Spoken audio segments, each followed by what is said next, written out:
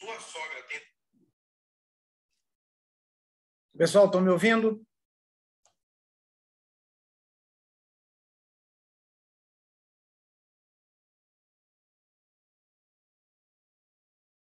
Estão me ouvindo? Câmbio.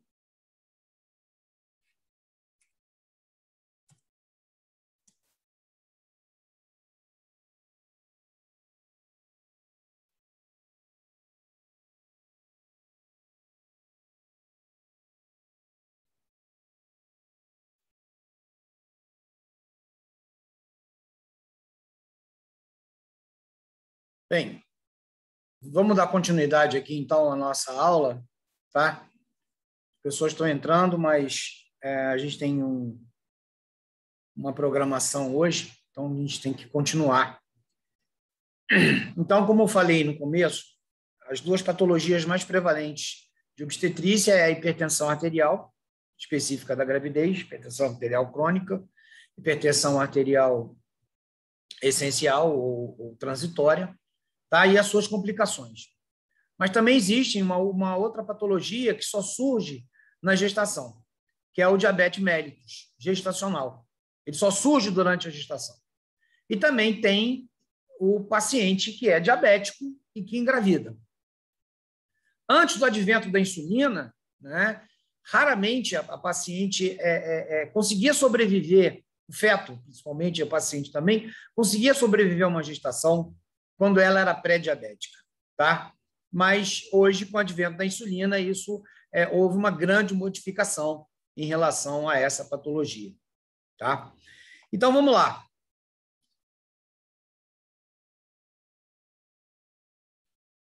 Então, qual seria a definição, uma definição um pouquinho recente da ADA, que é a Associação Mundial de Diabetes, relacionado à definição e sua descrição? O diabetes mellitus, ele constitui um grupo de doenças metabólicas caracterizadas por hiperglicemia, resultante de defeitos na secreção ou ação da insulina. A hiperglicemia crônica está associada à lesão, disfunção e insuficiência tardia de diversos órgãos, especialmente olhos, rins, nervo, coração e vaso sanguíneo. Então, se ele lesa vaso sanguíneo, lesão endotelial também está correlacionado ao diabetes, tá? Então, essa é a classificação recente da ADA em relação à etiologia do diabetes. Então, a gente tem o diabetes do tipo 1, que é a destruição das células beta do pâncreas, levando usualmente a deficiência absoluta de insulina. O diabetes do tipo 2, que é a deficiência progressiva na secreção de insulina em um cenário de resistência a ela. O diabetes mellitus gestacional, que é diagnosticado no segundo e no terceiro trimestre da gravidez, afastando o diabetes pré-gestacional. E outros tipos específicos, que são as síndromes diabéticas monogênicas, os diabetes neonatais, o diabetes na maturidade com início da juventude, tá? O pâncreas exócrino, fibrose cística, induzidas por drogas ou químico, como corticoide, tratamento de HIV, AIDS, ou através de transplante renal, transplante de órgãos, tá? Então, essa é a classificação do diabetes, segundo a ADA, Associação Mundial de Diabetes. Isso aqui é uma tabela, né? Essa tabela é uma tabela importante. Isso aqui é uma tabela importante de uma classificação onde você tem, principalmente, todas as classes de diabetes, A, B, C, D, F, R, H e T. E elas estão correlacionadas com o início da idade, elas estão relacionadas com a duração, elas estão relacionadas com as complicações vasculares, e elas estão relacionadas à insulina.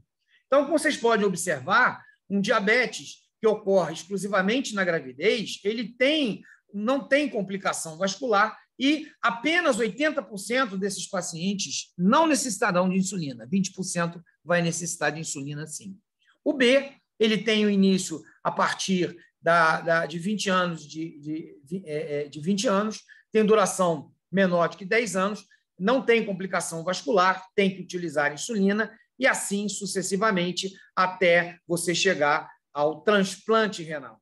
Então, como vocês podem observar, em D, retinopatia não proliferativa, hipertensão arterial, em F, nefropatia, retinopatia proliferativa, doença arterial coronariana e transplante. Então, é uma doença também sistêmica, uma doença que lesa o endotélio vascular e é uma doença que vai lesando gradativamente todos os órgãos com o progredir da vida desse paciente. Tá? Então, o que a gente aprendeu durante a gravidez? O metabolismo glicídico na gravidez tem um efeito diabetogênico. Tá? Então, em resposta ao aumento da resistência periférica à insulina, a grávida, a partir do segundo trimestre, eleva gradativamente a sua secreção em 200% a 250%, para compensar a redução de aproximadamente 50% da sua sensibilidade. Então, o que vai ocorrer? Tá? Então, no metabolismo dos glicídios da gravidez, já falado para vocês na modificação do organismo materno, tá? Os hormônios contra-insulínicos, que é o hormônio lactogênio placentário, a adipocinas, que é uma proteína secretada pelo tecido adiposo branco, tá? Diminuição da adinopectinas. Adinopectinas é um hormônio proteico que modula vários processos metabólicos, inclusive a regulação da glicemia e o catabolismo dos ácidos graxos, tá? E fatores de necrose tumoral alfa. Tudo isso está correlacionado a alterações metabólicas durante a gestação. Então, principalmente os hormônios contra-insulínicos. Então, o que vai acontecer numa gravidez normal? Numa gravidez normal, você vai ter um aumento da secreção de insulina e uma necessidade de insulina. E, a partir do momento em que você tem uma deficiência nessa secreção de insulina, o que vai ocorrer? Vai ocorrer a formação de um diabetes gestacional. Então, tem necessidade de insulina, mas você não vai fabricar essa insulina suficiente. E, com isso, você vai ter essa deficiência, e essa deficiência vai levar a um diabetes que só ocorre no período da gestação, que é o diabetes gestacional. Tá? Então, a definição é: diabetes gestacional é aquele que tem início na gravidez. Então, o Colégio Brasileiro de Ginecologia e Obstetrícia, de 2017, falou que é aquele que tem início na gravidez. Essa é a definição do diabetes gestacional. Então, a APO, em 2018, ele diz na seguinte situação: nós temos dois objetivos durante a gestação. A detecção de mulheres com diabetes pré-gestacional. Então, a glicemia de jejum, ela faz parte da primeira consulta da gravidez. Primeira consulta, você vai solicitar glicemia de jejum, que já é um marcador para você classificar esse paciente como pré-diabético. Tá? E a detecção do diabetes estacional. Essa detecção do diabetes estacional, ela, devido à secreção de insulina e à necessidade de insulina, se não secreta muito, isso vai ocorrer a partir da 24ª, 28ª semana de gestação. Então, você vai fazer o quê? Para detectar o diabetes estacional, você vai fazer o teste de tolerância à glicose, 75 gramas de destrozol, tá? E vai avaliar esse paciente para saber se ele está fazendo ou não um diabetes gestacional. Tá? Então, para as mulheres previamente diagnosticadas na consulta inicial. Então, o que vai ocorrer aqui de importante para nós? Primeiro, a glicemia de jejum na primeira consulta. Se ele for menor do que 92 miligramas por diluição, beleza, tá? Vamos aguardar a 24ª, 28ª semana e fazer um teste de tolerância à glicose, tá? Que terá que ser menor do que 92, menor 180, menor ou igual, ou 153, tá? Na primeira e na segunda hora. Se tiver um valor alterado, diabetes estacional, tá? Se ela tiver em jejum com diabetes maior ou igual a 126 miligramas por diluição, é um diabetes pré-gestacional. Glicemia de jejum, 92 a 125, já diagnóstico de diabetes gestacional. Se estiver acima de 126, ela é um diabetes pré-gestacional na primeira consulta, ou uma glicemia ao acaso maior do que 200, confirmando, ou uma hemoglobina glicada maior ou igual a 6,5%. Então, essa é a forma da gente avaliar esse paciente no pré-natal. Então, como vocês podem observar, o pré-natal ele é fundamental para diagnóstico de hipertensão, para diagnóstico de pré-eclâmpsia, para acompanhamento do diabetes estacional, do diabetes prévio. Essa paciente que procura o pré-natal, muitas das vezes nunca foi ao médico, nunca foi ao ginecologista, e é o momento ideal de você rastrear essa mulher. Tá? O Ministério da Saúde quer preconizar que, para classificar como sendo diabetes estacional, para você mandar essa paciente para o ambulatório de alto risco, tem que ser 95 miligramas por diluição. Aí você fala, 92, 95 é a mesma coisa. Não, não é a mesma coisa, não. 92 está aqui, 95 está aqui. Aqui nesse meio aqui existem milhões não digo, mas muitas pacientes que seriam classificadas como diabetes, que não são classificadas como diabetes, porque o Ministério da Saúde quer 95. Ele quer 95 por quê? Porque, pura e simplesmente, essas pacientes aqui poderiam ficar no baixo risco.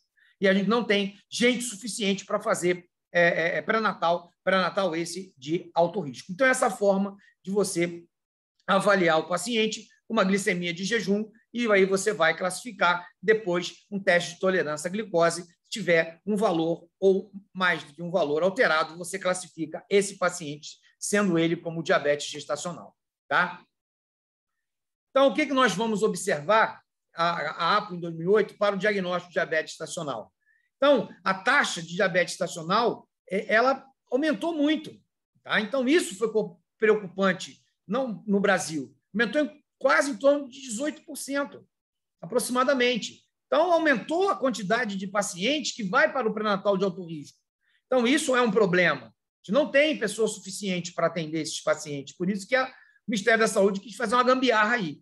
Tá? Então, nós podemos, com isso, fazer o diagnóstico em jejum em 0,3%, na primeira hora 5,7%, na segunda hora 2,5%, e assim sucessivamente. Mas foi o que foi sugerido pela Associação Mundial. Então, o que é o que vai acontecer?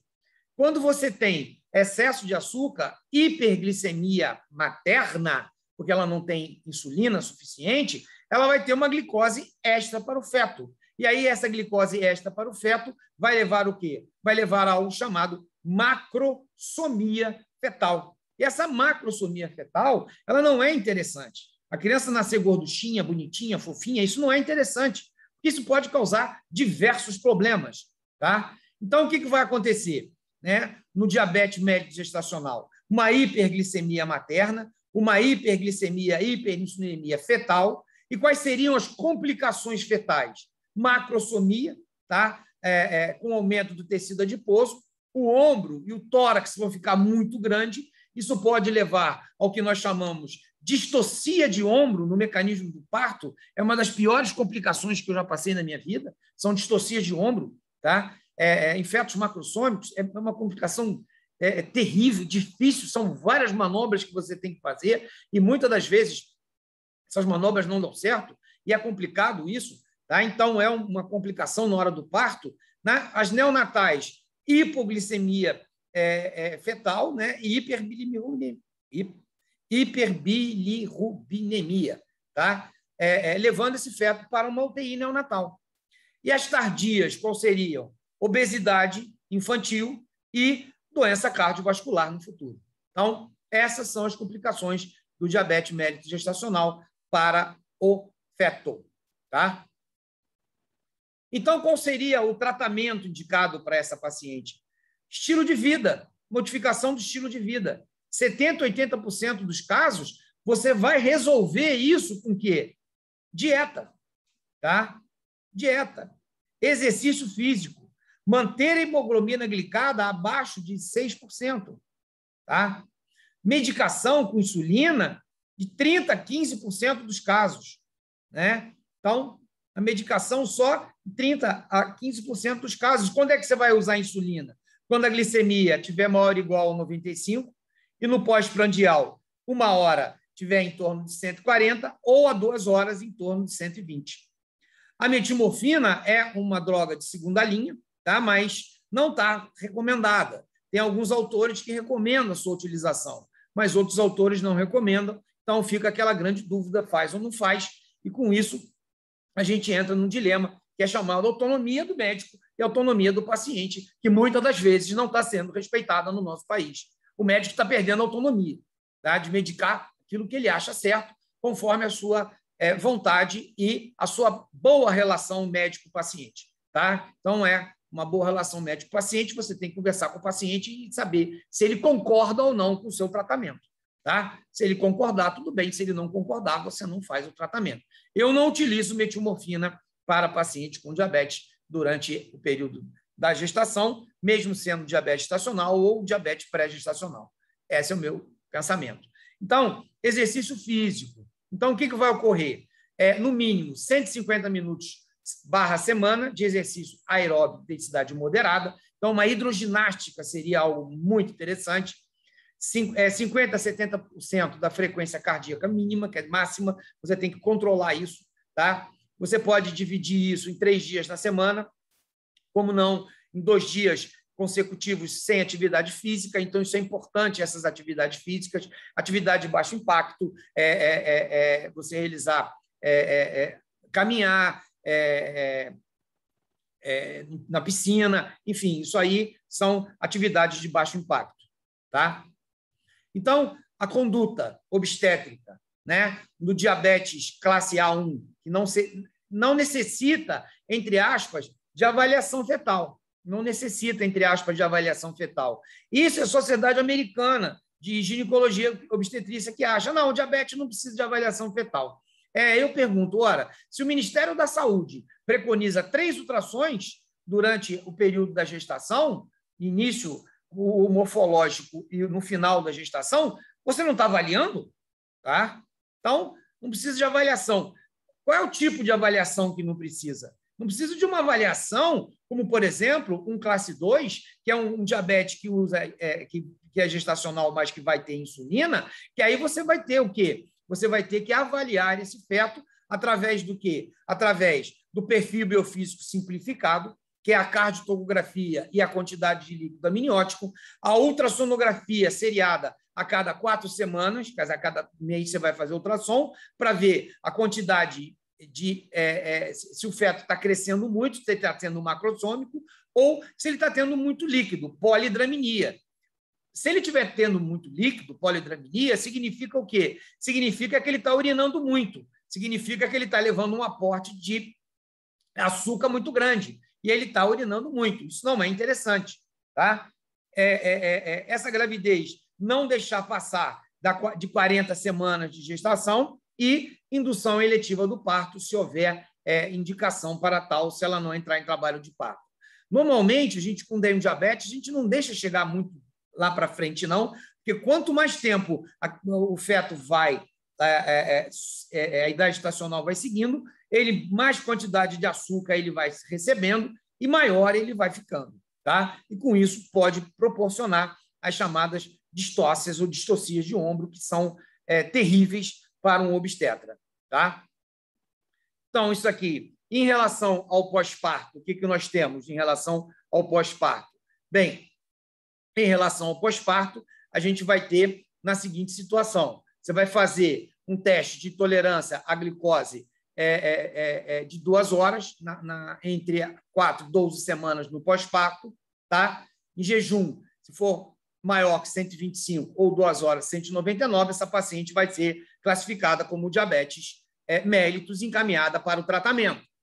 Se ela ficar entre 100 a 120, tá? Em jejum, e após 2 horas 140 ou 190, ela é classificada como pré-diabetes ela é caminhada para o tratamento, perda de peso, atividade física e considerar a utilização, agora sim, de metilmorfina, tá?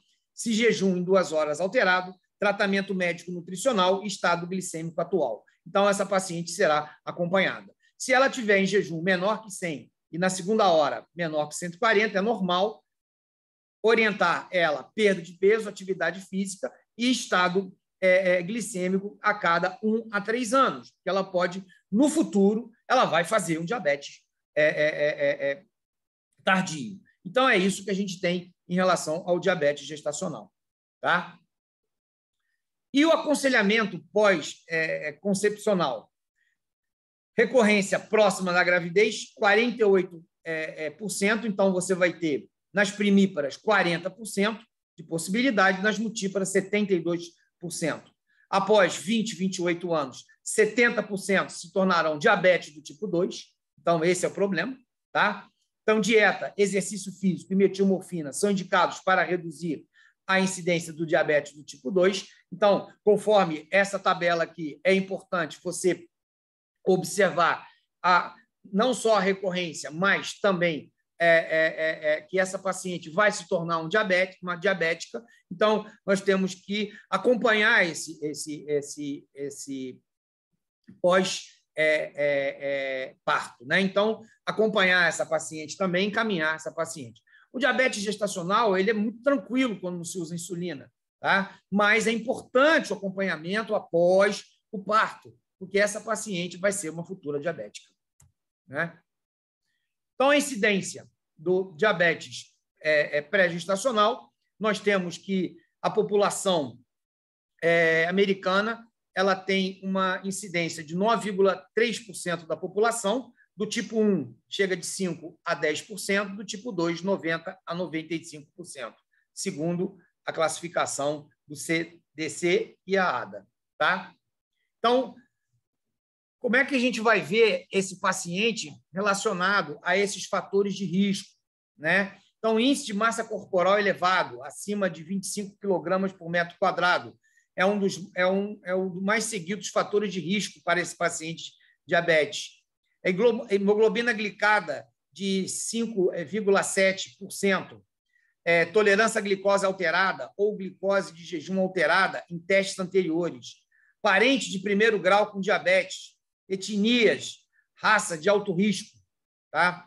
Mulheres com história de diabetes gestacional, história de doença cardiovascular, hipertensão arterial, 140 por 90 milímetros de mercúrio ou tratada, HDL, o colesterol menor de 3, miligramas por diluição ou de triglicerídeos maior 250 miligramas por diluição, mulheres portadoras de síndrome de ovário policístico, inatividade física e outras condições clínicas associadas à resistência à insulina, obesidade grave, a acantose nigra está relacionado à síndrome do ovário policístico.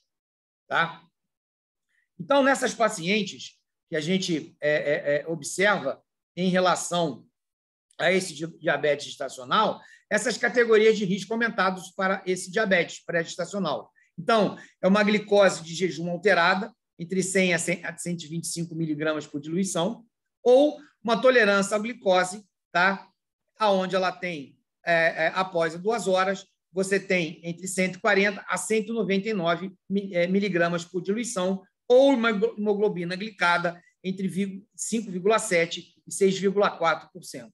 Então, essas são as categorias de risco para o aumento desse diabetes pré-diabetes, pré-gestacional.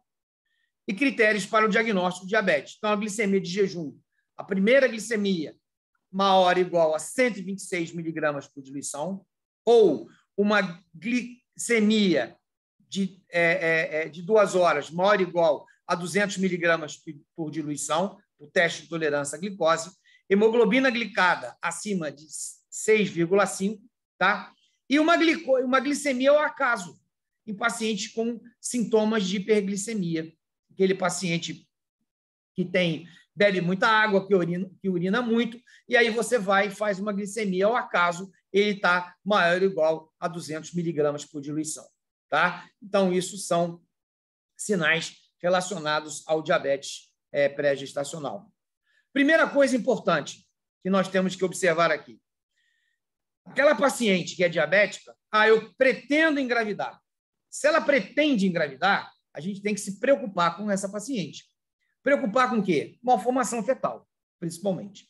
Tá? Então, você tem que ter um aconselhamento pré-concepção.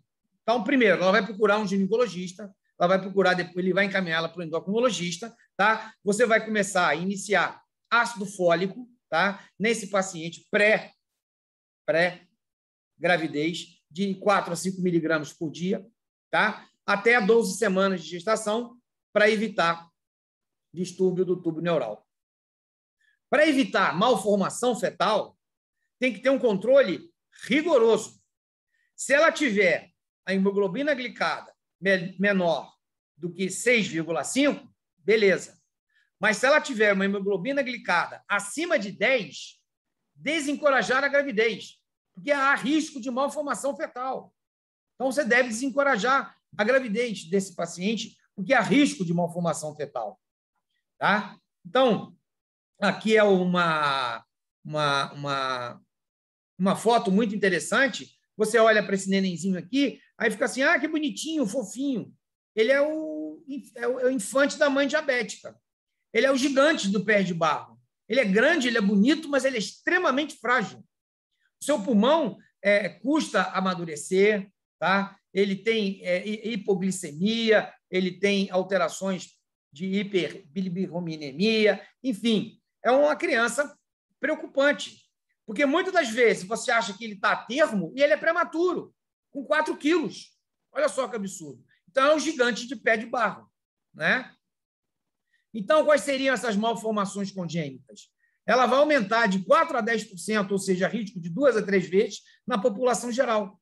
Ela pode ter risco do sistema cardiovascular, de 2 a 34 em 1.000 nascimentos, alteração do sistema nervoso central, espinha bífide, acrania, de 1 a 5 em 100.000, sistema músculo-esquelético, regressão caudal, de 2 a 20 em 1.000, tá? Sistema urogenital, alterações de 2 a 32 em 1.000, e sistema gastrointestinal, alterações de 1 a 5 em 1.000. Tá? Eu falei 100.000, desculpa, é 1.000.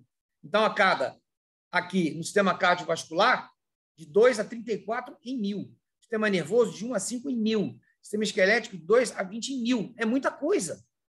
Se você tiver hemoglobina glicada muito alta, você não vai aconselhar esse paciente a engravidar. A paciente tem que saber disso. E a dificuldade que a gente tem nesse paciente ter acesso ao sistema único, ter acesso ao médico, é muito grande. Você tem que desaconselhar esse paciente. E essas malformações podem surgir. Então, a acrania aumenta em 13 vezes. A acrania. Ele é aumentado à custa de uma hemoglobina glicada alterada, à custa de uma glicemia alterada. Tá? Isso é uma acrania.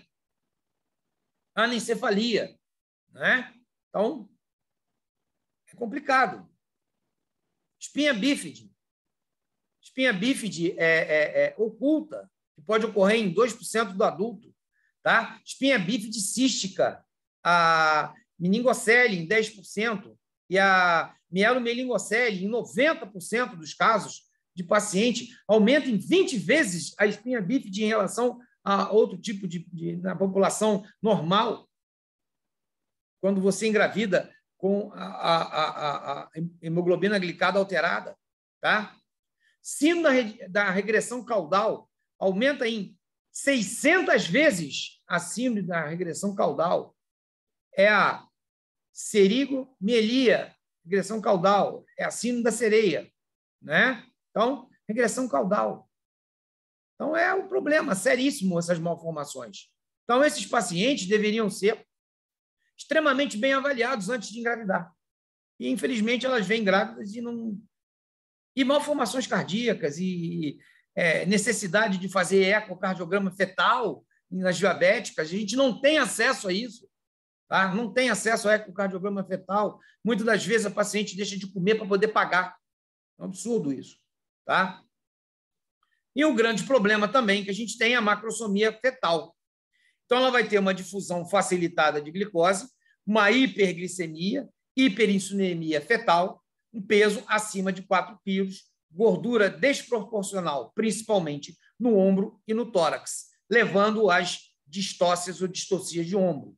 Então, peso acima de 4 quilos ou circunferência abdominal maior do que 36 centímetros. Tá? O infante da mãe diabética, ele vai ter um problema quando ele nasce de hipoglicemia, síndrome de angústia respiratória, policitemia, distúrbio hidroeletrolítico, hiperbilirubinemia, cardiomiopatia e cardiomegalia, em 30% dos casos. Olha só o problema que nós temos em relação ao feto que nós vamos entregar para os pediatras. Tá? Então, essa aqui é uma foto básica de uma mãe normal e de uma mãe diabética, obesa, índice de massa corporal elevado, feto macrossômico. Tá? E aqui são duas crianças que nasceram na mesma idade gestacional. A da minha esquerda, normal, a criança está quietinha, bonitinha, e aqui uma mãe diabética, uma criança que nasceu com um peso enorme, aí, quase 8 quilos. Né? Por que ele está chorando e o outro está quietinho? Ele está chorando porque ele está com fome, ele está com hipoglicemia. Tá? Então, ele chora porque tem fome, ele quer comer, porque ele está com hipoglicemia. Qual será o futuro dessa criança? Tá? Vai ser uma criança com índice de massa corporal elevado, obeso, vai ser uma criança, depois no futuro, com problema cardiovascular, tá? Porque ele vai ter necessidade, no momento de nascer, de grandes quantidades de açúcar. Tá? Então, normalmente, o parto ele é um parto pré-termo. Ele aumenta até 5 vezes. Ou ele é espontâneo, ou é indicado. Tá? E uma coisa que é muito importante não há contraindicação para a utilização de corticoide. O diabetes ele tem um problema que a maduração pulmonar dele é mais tardia. Então, a gente tem que tomar muito cuidado com isso. Então, quando você faz uma ultrassonografia, você vai lá, o feto tem 3,8 kg, é a gravidez a termo. Não, não é a termo, não. E aí você erra. Aí você interrompe a gravidez eletivamente, você causa uma síndrome de angústia respiratória do recém-nascido. Tá? Então, não há contraindicação para corticoide. Então, você pode utilizar corticoide. E evitar beta-miméticos, são substâncias para inibir trabalho de parto. O abortamento ele aumenta 2 vezes quando há um mau controle glicêmico, ou seja, quando você tem uma hemoglobina glicada acima de 8%, há uma possibilidade de 30% de você ter um abortamento espontâneo, por malformação. Então, olha só quais são as complicações desse paciente. Tá? E a maturidade pulmonar. Então, a relação lecitina-esfingomielina ela fica menor de que 2,4 com 35 semanas. E fosfatidilglicerol menor que 3% com 37 semanas. Então, esse feto não tem maturação pulmonar suficiente. Tem que tomar muito cuidado com ele. Tá? Então, por isso, ele aumenta a síndrome de angústia respiratória no diabetes mal controlado. Tá? Não há síndrome de angústia respiratória no diabetes bem controlado em recém-nascidos acima de 36 semanas, mas nós temos que tomar muito cuidado com isso, porque um feto de mães não diabéticas, com 34 semanas, teoricamente, o seu pulmão estará maduro para você interromper. Mas você só vai interromper quando? Você só vai interromper se ele tiver algum tipo de necessidade. Caso contrário, não vai interromper a gestação. Mas se esse diabetes tiver que interromper por algum motivo, se ele tiver uma hipertensão arterial associada, então lembrar sempre que a gente pode utilizar corticoide, sabendo que a relação lecitina-esfingomielina está diminuído com 35 semanas. Então, ele não tem capacidade de respirar. Isso leva a síndrome de angústia respiratória. Tá? E nós temos 2 cenários para esse tipo de diabetes. Tá? 2 cenários. Ou ele é um feto grande, macrossômico, ou ele tem um crescimento intrauterino restrito. Estou vendo 2 fotos aqui do nenenzinho que é um diabetes do tipo B e C, é um feto macrossômico, e diabetes do tipo classe D e T, ele tem um crescimento intrauterino restrito. Tá? Então, quando o feto ele é macrossômico, tá? Ele pode levar à morte nas últimas 2 semanas de gestação. À custa do quê? Uma hiperinsulinemia fetal, levando ao metabolismo anaeróbico, aumento de ácido graxo lático, tá? Uma hipoxia e uma acidose metabólica, levando a óbito. tá? É uma pseudo-hipoxia. Ele tem uma pseudo-hipoxia, tá? Por quê? Porque ele tem um metabolismo muito alterado, porque ele necessita de muita nutriente. Então, isso dá, porque ele tem um aumento de insulina. Então, ele vai ter essa alteração e tem, então, um metabolismo anaeróbico aumentado, levando a excesso de ácido lático, leva uma hipoxia e acidose, ele vai a óbito. Ah, mas a gente pode pedir uma Doppler fluxometria. Não funciona diabetes. O Doppler não funciona no diabetes. O Doppler só funciona no modelo obstrutivo, ou seja, pré-eclâmpsia ou pré-eclâmpsia. Ele não funciona no diabetes. Aqui é ultrassom com cardiotocografia, tá? Então, é complicado você acompanhar esse tipo de diabetes. E o diabetes, um outro cenário, é um crescimento uterino restrito. É por insuficiência placentária. É para uma doença vascular prévia, uma hipertensão arterial prévia ou uma pré-eclâmpsia superajuntada com o diabetes. Olha só, levando a um crescimento intrauterino restrito, tá? Levando a um feto pequeno, levando a um feto, ele é magro com a cabeça grande, porque protege o sistema nervoso central. Então, só cresce a cabeça, o corpo fica minguado. Então, isso aí ocorre também. Isso é um crescimento intrauterino restrito, tá? Então, levando a essa insuficiência placentária e essa doença cardiovascular prévia ou essa pré-eclâmpsia superposta, tá? E essa cetoacidose? A cetoacidose, ela pode acometer 2 a 3% das grávidas, principalmente do tipo 1, tá? A mortalidade materna ela é rara, tá? Ela é rara. Mortalidade fetal, se ela faz uma cetoacidose, pode levar de 10 a 20%. Então, como é que você vai fazer um diagnóstico de uma cetoacidose? Hiperventilação, hálito cetônico, desidratação, coma, tá? Glicosúria de 4 cruzes, cetonúria e hiperglicemia. E hipoglicemia? Pode acontecer? Pode, se ela usar insulina erradamente. Hipoglicemia, tá? Então, o valor de alerta é menor que 70 miligramas por diluição. Hipoglicemia clínica menor que 54 miligramas por diluição. Até 70% das grávidas experimentaram algum tipo de episódio de hipoglicemia. 1/3 grave com convulsão e perda da consciência, tá? Por utilização errada de insulina, né? Tomou insulina, esqueceu que tomou e tomou. Quem toma remédio todo dia tem esse tipo de problema às vezes, tá? Às vezes eu fico pensando, será que eu tomei um remédio de pressão? Aí vou lá e tomo de novo. A minha pressão baixa, tá? Então, isso pode acontecer. Tá? E proteinúria. O que pode ocorrer? Uma proteinúria. Então, pode haver uma proteinúria dessa paciente, uma proteinúria moderada de 30 a 299 miligramas em 24 horas, uma proteinúria grave, que é acima de 300 miligramas, e aí a gente tem que tomar um certo cuidado em relação a isso, porque essa proteinúria é grave, ela está tendo uma lesão renal, tá? Não por pré-eclâmpsia, mas uma lesão renal à custa de lesão vascular, tá? A nefropatia diabética, ela tem uma incidência de 50% de diabetes com mais de 20 anos de duração, tá? E 50% dessas doenças renais terminais, né? Mau prognóstico para essas pacientes, tá? Porque ela pode ter uma proteinúria de 3 gramas em 24 horas e uma creatinina acima de 1,5 miligramas por diluição. Então, são pacientes extremamente complicadas quando você tem essa associação de gravidez com uma paciente com nefropatia e diabetes, tá? E as lesões que você pode ter na retina desse paciente, tá? Então, a retinopatia diabética não proliferativa, tá? Você vai ver hemorragia, manchas algodanosas, edema macular, microaneurismas e a retinopatia diabética proliferativa, tá? Então, você vai ver novovascularização.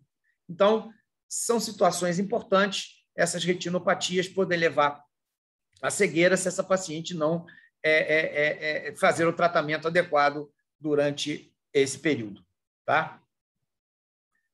Na retinopatia diabética, o exame de retina ele é pré-gravidez, tá? Ou na primeira consulta, tá? E depois no segundo e terceiro trimestre. De 10% a 20% vai desenvolver retinopatia diabética não proliferativa, 60% vai desenvolver retinopatia diabética proliferativa, tá? O tratamento dessa retinopatia pré-diabética, edema macular, é fotocoagulação a laser. Então, esse paciente terá que ser avaliado antes da concepção, tá? E antes da concepção, se ela estiver já com uma retinopatia, você vai ter que avisar ela que o risco dela engravidar é muito grande, e se por acaso, porventura, ela engravidar, você não conseguir fazer esse exame de retina, você vai fazer na primeira consulta e depois no segundo e terceiro trimestre da gravidez. É um exame que, normalmente, os ginecologistas não têm por hábito fazer exame de fundo de olho, mas os oftalmologistas e o clínico têm essa capacidade. A hipertensão crônica, quer dizer, você pode ter um diabetes associado à hipertensão crônica, né? Manter a pressão arterial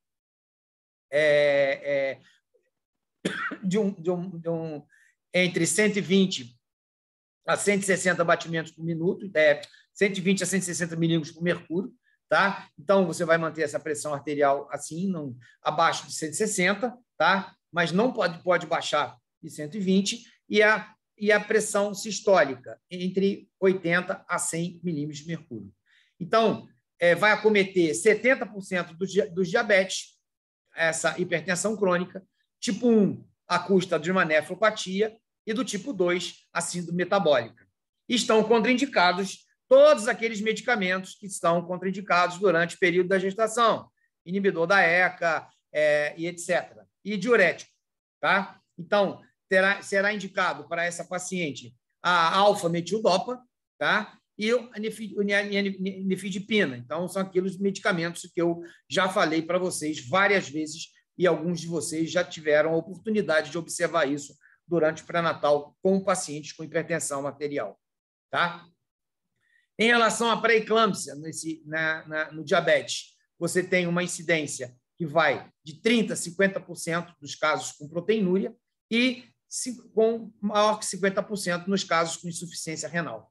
Então, é muito complicado você ter um paciente com diabetes e pré-eclâmpsia, tá? Então, você tem duas patologias aí vasculares seríssimas e que esse pré-natal tem que ser muito bem realizado, e aqui a internação precoce dessa paciente tem que ser pensada e repensada sempre com o objetivo de manter o binômio mãe e recém-nascido sob controle rigoroso. Controle esse que, muitas das vezes, você está atendendo o paciente, a glicemia está alta, você está fazendo insulina, não está adiantando, está pedindo para fazer exercício físico, não está adiantando, e aí você tem que internar a paciente. Nós tivemos um caso que a paciente foi internada, tá? E a gente não conseguia baixar a glicemia do paciente. Aí fizemos uma de investigador. Foi lá, tiramos a paciente do leito, começamos a vasculhar, levantamos o colchão da paciente, tinha uma caixa de bombom lá. Ela comia chocolate escondido da gente, tá? Então, é isso que acontece nesses pacientes. A gente tem que tomar muito cuidado, e a internação precoce é sempre bem-vinda para esses casos, tá? A síndrome coronariana aguda, né? E o infarto agudo do miocárdio, você tem esse risco, tá? Durante a gestação. Eu com 39 anos de formado, eu nunca vi uma grávida infartar, tá? Mas já vi algumas em congresso, né, mostrando pacientes diabéticas graves com gestação ter um infarto agudo do miocárdio e que foi a óbito, né? Então, você tem um aumento de infarto agudo do miocárdio e óbito, tá? Ele é totalmente contraindicado para a gravidez. Então, o diagnóstico ele é feito através do eletrocardiograma e da troponina 1, tá? Então, vocês já estudaram isso em cardiologia. Então, se essa paciente tem a síndrome coronariana aguda, a custa dessa diabetes é contraindicada a gravidez, totalmente contraindicada a gravidez. Então, como já disse a vocês, teve apenas um paciente que teve eu vi num congresso, desculpa, 2 casos de infarto na gravidez, um foi a óbito, o outro conseguiu, interrompendo a gestação, manter essa paciente viva, tá? Mas eu assisti isso num congresso, nunca vi pessoalmente uma grávida chegar a esse ponto. Tá? E o tratamento? O tratamento é dieta. Então, é o grande problema do diabético. É a dieta. Aquilo que eu falei, o paciente escondia comida. Insulina. Então, a utilização de insulina. Insulina qual? Insulina NPH e insulina regular, conforme glicemia. Então, a insulina você vai dividir ela em três doses, ou de manhã, de tarde, de noite, ou você vai fazer em duas, vai depender de cada caso, sempre com acompanhamento do endocrinologista. O acompanhamento fetal, esse acompanhamento fetal através de ultrassonografia, cardiotocografia, Doppler, fluxometria, se ela tiver alguma alteração vascular.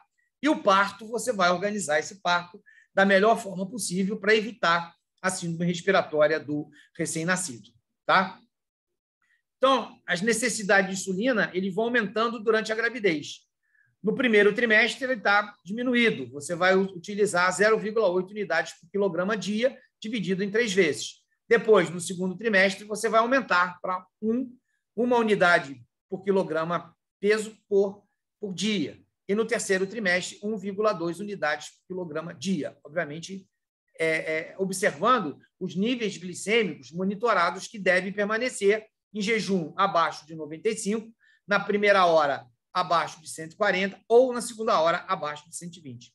Durante a noite, não deve diminuir de 60 miligramas de diluição. E no pós-parto, a dose de insulina deve ser a dose pré-gravídica. Tá? Então, ela vai ter maior necessidade. Então, a gente vai primeiro diminuir e depois a gente vai aumentando no segundo trimestre, terceiro trimestre, e depois a insulina vai diminuir depois quando ela voltar após o parto. Tá? Então, o acompanhamento fetal no diabetes estacional. Primeira coisa, rastreio de malformação, ultrassonografia morfológica entre a 20ª e 24ª semana de gestação. Ecocardiograma fetal entre a 18ª e a 20ª semana de gestação. Rastreamento de crescimento fetal. Então, circunferência abdominal, tá? Volume de líquido amniótico a cada semana, 4 semanas, a cada mês, a partir da 28ª semana de gestação. Ela tem que fazer uma ultrassonografia a partir da 28ª semana, 28ª, 29ª, 30ª, 33ª. Olha quantos ultrassons ela vai ter que fazer. Rastreamento de vitalidade fetal. Se tiver crescimento intrauterino restrito, Doppler da artéria umbilical a partir da 26ª semana. Se tiver macrosomia fetal, cardiotocografia e perfil biofísico a partir de 38 semanas e pensar em interromper a gestação. Tá? O parto. Oferecer a indução do parto ou cesariana indicada com 37, 38 semanas ou esperar um parto espontâneo até 40 semanas de gestação. Tá? Considerar a interrupção antes de 37 se houver complicações maternas ou complicações fetais, lembrando sempre que esse pulmão fetal não amadurece tão bem quanto o pulmão de um feto não diabético. Então, tomar cuidado com isso, tá? De interrupções bruscas de gestação, levando isso a síndrome da angústia respiratória do recém-nascido. Bem, essas eram as considerações que eu tinha que passar para vocês, tá? Se alguém tiver alguma pergunta, nós estamos com o número de participantes baixíssimo aqui hoje, né? Mas é isso que eu tinha que passar para vocês. Se alguém tiver alguma dúvida, nós vamos... Por enquanto não, professor. Talvez quando eu estudar venha alguma dúvida, mas por enquanto está tudo certo. Tá bom. Então, a turma B1 Valeu, Orlando. Obrigado aí. B1 e B2 no pré-natal e peço desculpas a B3 e a B4, mas infelizmente não há essa possibilidade de eu fazer essa... Tudo bem, professor, sem problemas. Tá bom? Alô, professor, a gente marca. Te marca outro dia. Marca outro dia, a gente tem muito paciente. Depois da nossa prova, as pessoas têm por hábito debandar, né? Mas vamos ver isso aí. Estou gravando isso, não deveria. Porque também tem feriado.